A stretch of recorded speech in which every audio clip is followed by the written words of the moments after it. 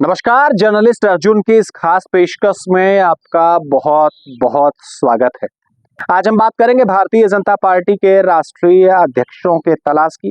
अगर भाजपा के आप कार्यकर्ता हैं, अगर भारतीय जनता पार्टी के आप एक जिम्मेदार नेता हैं और मैं आपसे ये प्रश्न करूं कि राष्ट्रीय अध्यक्ष इस बार भारतीय जनता पार्टी से 2025 में कौन बन रहा है, तो आप क्या कुछ बताएंगे?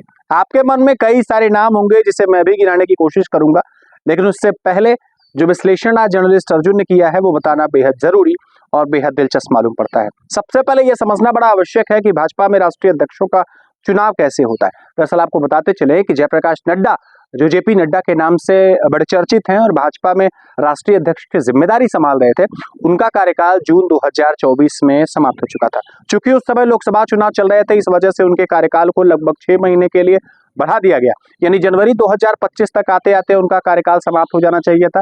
लेकिन संगठनात्मक फेरबदल के नाते कई प्रदेशों में जेपी नड्डा के कार्यकाल को फिर से बढ़ा दिया गया और वो जून 2025 तक भाजपा के राष्ट्रीय अध्यक्ष बने रहेंगे। लेकिन अगले इसी साल दिसंबर में भाजपा के राष्ट्रीय अध्यक्षों का चुनाव होना है।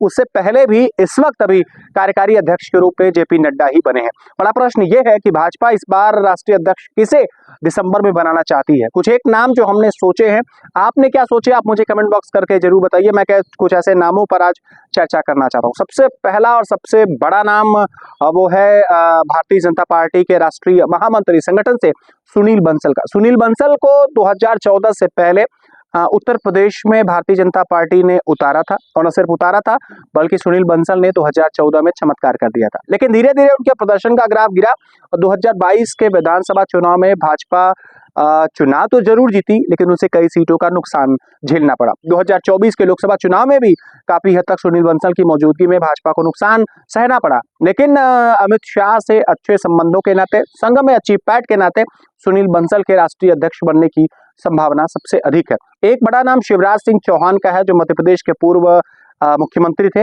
इस समय केंद्रीय मंत्री के रूप में कार्यभार संभाल रहे हैं। मध्य प्रदेश के ओबीसी चेहरे हैं और देश में ओबीसी चेहरे की एक बहुत बड़ी डिमांड है। एक संभावना ये तीसरा नाम हरियाणा के मनोहर लाल खट्टर का है, वो भी राष्ट्रीय अध्यक्ष की सूची में नंबर तीसरे पर चल रहे हैं। उनके साथ साथ एक बड़ा नाम राजनाथ सिंह को लेकर के चल रहा है कि राजनाथ सिंह भी भारतीय जनता पार्टी के राष्ट्रीय अध्यक्ष हो सकते हैं। लेकिन बड़ा सवाल यह है कि क्या केंद्रीय मंत्री का पद त्याग करके फिर से दोबारा चुनाव होगा और राष्ट्रीय अध्यक्ष के रूप में राजनाथ सिंह आएंगे। एक बहुत दिलचस्प कहानी यह है कि किस व्यक्ति को इस बार राष्ट्रीय अध्यक्ष की कमान दी जाएगी, ये तो बड़ा प्रश्न रहेगा। लेकिन 2026 में जो चुनाव होने वाले हैं वो बिहार विधानसभा चुनाव होने वाले हैं, उसके साथ साथ पश्चिम बंगाल में विधानसभा चुनाव होने वाले हैं और सबसे बड़ी बात, लगे हाथ 1-1.5 साल बाद उत्तर प्रदेश, आंध्र प्रदेश और कई राज्यों में विधानसभा चुनाव होने वाले हैं। उत्तर प्रदेश में चुनाव पूर्वांचल में और उसके साथ साथ बिहार में चुनाव, यानी पूर्वांचल में कोई खाटी ऐसा ओबीसी चेहरा चाहिए जो भाजपा की कमान संभाल सके और यूपी और बिहार में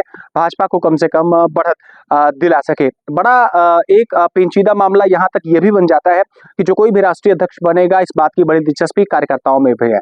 अगर मैं आपसे जानना चाहूँ कि आप भारतीय जनता पार्टी में किसे राष्ट्रीय अध्यक्ष के रूप में देख रहे हैं, तो आप मुझे जरूर बताइए। लेकिन यूपी से एक बड़ा चेहरा जिसकी बात मैं अभी करना चाहूंगा, वो नाम जो है वो केशव प्रसाद मौर्य का है। केशव प्रसाद मौर्य एक बहुत बड़ा नाम है और कहीं ना कहीं राष्ट्रीय अध्यक्ष के रूप में केशव प्रसाद मौर्य भी सामने आ सकते हैं। लेकिन शाह जब प्रदेश अध्यक्ष बने तब तो कुछ होगा। वैसे राष्ट्रीय अध्यक्षों के लिए भाजपा ने संगठनात्मक कई नियम बनाए हैं, जिसमें सबसे पहला नियम तो ये है कि 15 साल से कम आपकी 15 साल तक भारतीय जनता पार्टी की सदस्यता होनी चाहिए, और न सिर्फ सदस्यता होनी चाहिए बल्कि भारतीय जनता पार्टी ने आपको प्रदेश में किसी चुनाव का प्रभारी बनाया हो, आप अच्छा काम किए हो, उसके बाद आपका प्रमोशन पक्का है।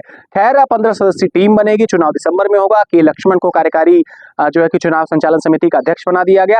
ये सारे प्रश्न अपने आप में बने रहेंगे, लेकिन आपको क्या लगता है कि भारतीय जनता पार्टी से राष्ट्रीय अध्यक्ष इस बार कौन होने वाला है? कमेंट बॉक्स में आप मुझे जरूर बताइए। नमस्कार।